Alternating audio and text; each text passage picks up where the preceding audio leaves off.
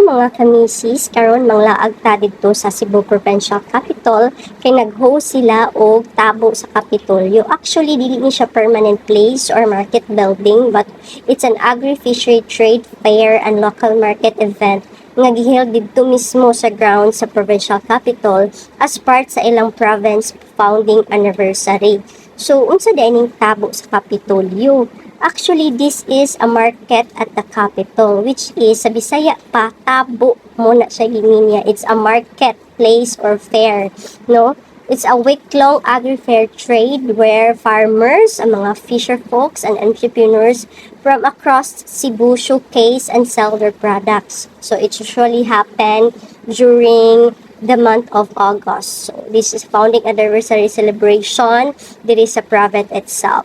Okay? So, kung unsa di atong mga makita, dere no, daghan kay tag mga makita diri guys, mga klase-klase nga mga fresh fruits and vegetables, daghan kaayo.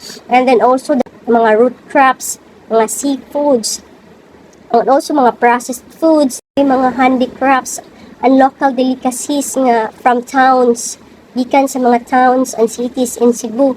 This is often more affordable ha, barato ra ni siya kay direct ni siya sa mga producers. So nindot kaayo mulaag diri every August, no, kay mo man ni ang month nga i-celebrate sa capital ang ilang founding anniversary. So nganong kinahanglan man ni siya buhaton? Actually buhaton ni siya para to support bitaw ang mga local farmers and small producers by giving them direct venue to sell their goods. No, daghan kay mga veggies, nakita na mo. Daghan jud mga sari-sari actually na mga fruits, mga vegetables, mga root crops, daghan jud kaayo siya. So it helps also promote Cebu's agriculture and cultural products to a wider audience. So daghan kaayo.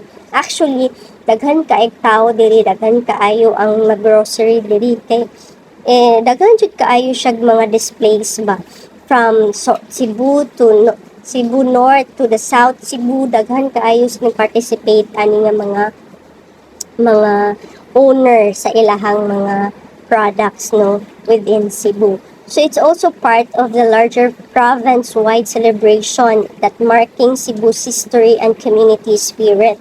So, muna siya, nakitagan na apod siya seafoods, daghan kay saging, buto, naapay si charon, pero naginamos, daghan kalamansi ng mga plants, mga ready to plant ng mga draft na mga plants. So, daghan yun siya kaayo actually.